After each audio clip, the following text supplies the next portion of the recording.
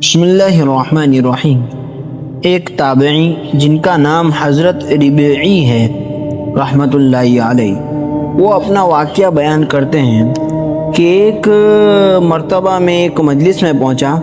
میں نے دیکھا کہ لوگ بیٹھے ہوئے باتیں کر رہے ہیں۔ میں بھی اس مجلس میں بیٹھ گیا۔ اب باتیں کرنے کے درمیان کسی کی غیبت شروع ہو گئی۔ مجھے یہ بات بری لگی کہ ہم یہاں مجلس میں بیٹھ کر کسی کی غیبت کریں۔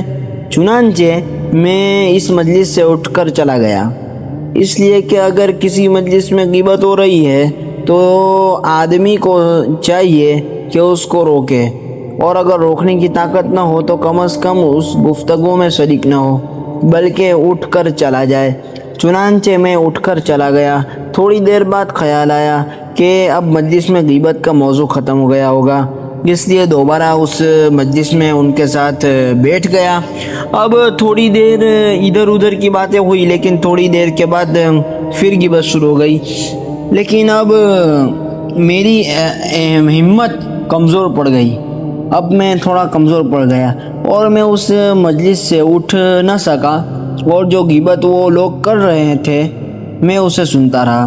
پھر میں نے بھی غیبت کے ایک دو جملے کہہ دیے۔ جب اس مجلس سے گھر آیا اور رات کو سویا تو خواب میں ایک انتہائی سیاہ فام آدمی کو دیکھا جو بڑے طشت میں میرے پاس گوشت لے کر آیا، بڑے پیالے میں گوشت لے کر آیا۔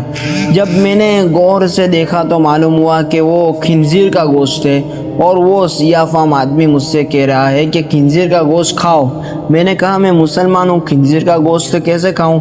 اس نے کہا کہ یہ تمہیں کھانا پڑے گا۔ پھر زبردستی اس گوشت کے ٹکڑے میرے منہ میں ٹھوسنے لگا۔ اب میں منع کرتا جاتا ہوں، وہ ٹھوستا جا رہا ہے، یہاں تک کہ مجھے متلی اور کے آنے لگی، مگر وہ ٹھوستا جا رہا ہے۔ پھر اسی شدید اذیت کی حالت میں میری آنکھ کھل گئی۔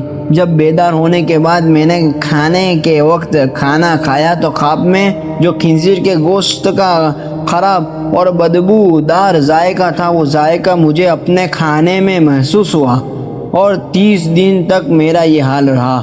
جس وقت بھی میں نے کھایا تو ہر کھانے میں اس خنزیر کے گوشت کا بدترین ذائقہ میرے کھانے میں شامل ہو جاتا، اور اس واقعے سے اللہ تعالیٰ نے اس پر متنبع فرمایا کہ ذرا سی دیر میں نے مجلس میں غیبت کی تھی، اس کا برا ذائقہ میں 30 دن تک محسوس کر رہا ہوں۔ حضرت سعید بن جبیر رحمہ اللہ اپنے سامنے کسی کی غیبت نہ کرنے دیتے تھے۔ غیبت کرنے والے سے فرماتے کہ جو کچھ تم کو کہنا ہے اس شخص کے منہ پر کہو۔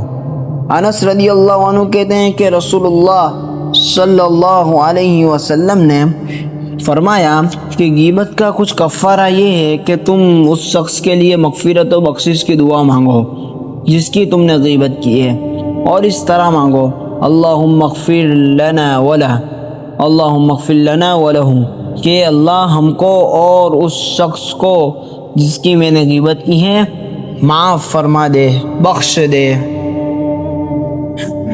غیبت کی اصلاح کے دو طریقے۔ حاجی امداد اللہ مہاجر مکی رحمہ اللہ کے بارے میں آتا ہے کہ حاجی صاحب کے یہاں کوئی آتا اور کسی کی غیبت کرتا یا کسی کی کوئی برائی بیان کرتا تو حضرت اس کی پوری بات سنتے، اور سننے کے بعد یہ فرماتے کہ بھائی آپ نے یہ جتنی باتیں کہی ہیں یہ سب جھوٹ ہیں۔ یہ بھی ایک طریقہ تھا ان کی اصلاح کا۔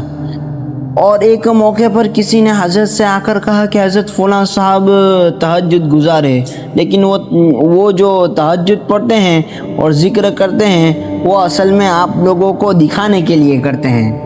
حضرت نے اس کے جواب میں فرمایا کہ بھائی وہ تو دکھانے کے لیے کرتے ہیں، اور افسوس یہ ہے کہ آپ تو وہ بھی نہیں کرتے، آپ کو تو وہ بھی نصیب نہیں ہے۔ یہ بھی اصلاح کا ایک طریقہ اور ڈھنگ ہے تاکہ کوئی کسی کی غیبت کرنے کی ہمت نہ کرے۔